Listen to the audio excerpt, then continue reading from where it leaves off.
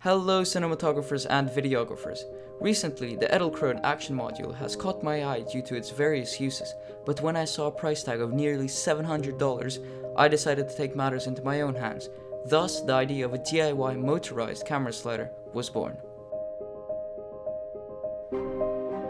My vision from the beginning of the project was to create an affordable, customizable, and easy-to-use system that can be built using common components and a 3D printer.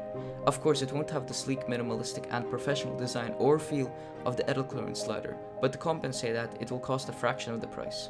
I started off by creating several 3D printed prototypes of a motor holder that would go on the end of the Pro-Aim camera slider which I'm using. It is essentially a clone of the Edelkrone slider, although a lot cheaper. Once all of the dimensions of the motor holder were fine-tuned, I installed it. To do so, simply remove the screw legs on the slider as shown and snap the part into place.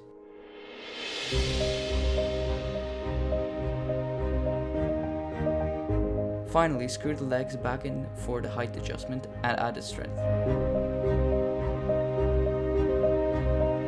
It should be a very firm fit.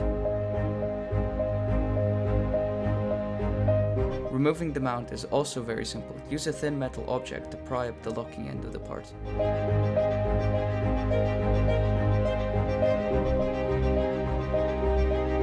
Now that the mount is fitted, the motor can be slid into place.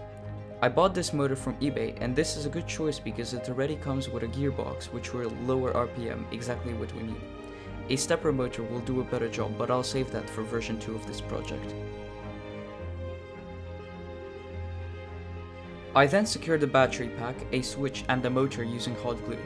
I used hot glue because I know I will be improving this design, so a permanent fixture is not viable for me. As you can see, the plan is to friction fit the belt onto the motor's gear or push the gear into the belt.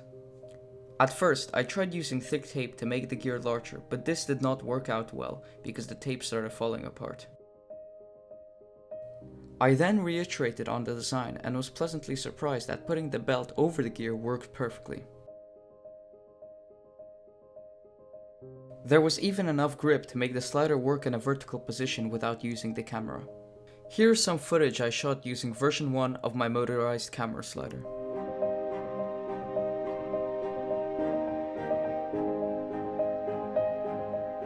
Since you have gotten this far in the video, you are most likely interested in seeing this project develop, so I will be posting version 2 of this slider within the next few weeks. All of the SolidWorks and STL files are in the link in the description below, so you can modify and print them if you want. Thanks for watching, and remember to subscribe to see my future projects.